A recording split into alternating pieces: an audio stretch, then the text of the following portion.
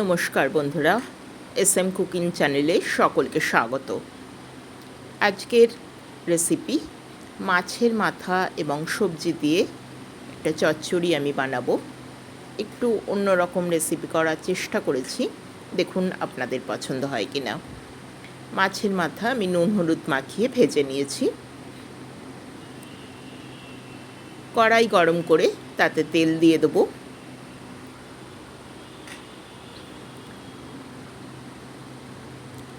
এখানে আমি সর্ষের তেল ব্যবহার করছি। দিয়ে দিলাম কালো জিরে ফোড়ন, সাথে দেবো একটি পাকা লাল লঙ্কা। আমি শুকনো লঙ্কা ব্যবহার করিনি। আলু খোসা সমেত লম্বা করে কেটে প্রথমে ভেজে নেব। আলু একটু লাল করে ভাজা হয়ে গেলে আমি টমেটো কেটে এর মধ্যে দিয়ে দেবো। টমেটোটা ততক্ষণ ভাজবো যতক্ষণ না টমেটোটা গলে যায়। রেসিপিটি যদি ভালো লাগে চ্যানেলটিকে লাইক, শেয়ার ও সাবস্ক্রাইব করার অনুরোধ রইল। আপনাদের সাবস্ক্রিপশান আমার চ্যানেলটিকে এগিয়ে যেতে সাহায্য করবে। আলু ভাজা হয়ে গেছে, টমেটো গলে গেছে। এবার আমি অন্যান্য মশলা এতে ব্যবহার করব এবং সবজিও ব্যবহার করব।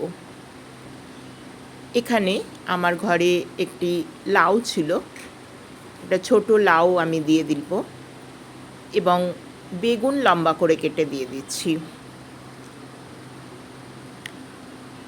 বেগুন ও লাউ একসাথে দিয়ে দিলাম। দুটোই আমি লম্বা করে আলুর মতন করে কেটে নিয়েছি।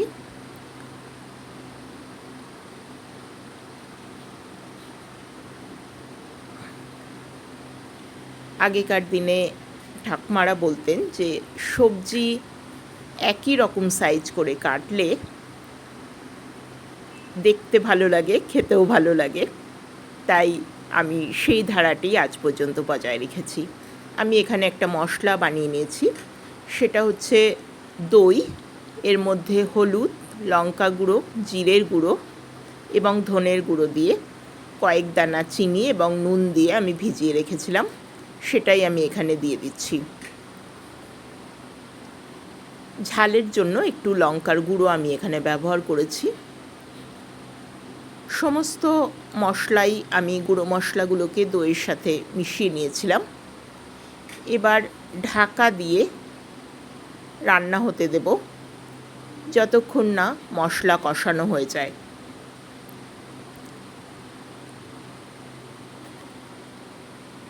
দেখুন ঝোল অনেকটাই গাঢ় হয়ে এসছে। এই রেসিপিটি একেবারেই গা মাখা হবে।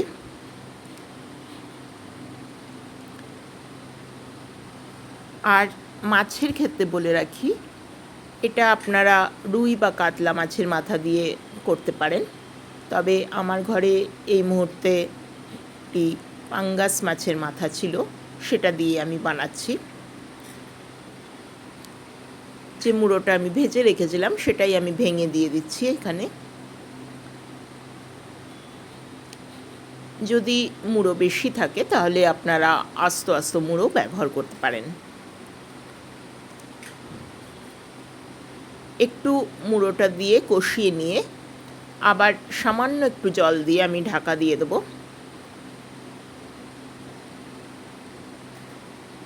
রান্নাটি একদম গা মাখা হবে।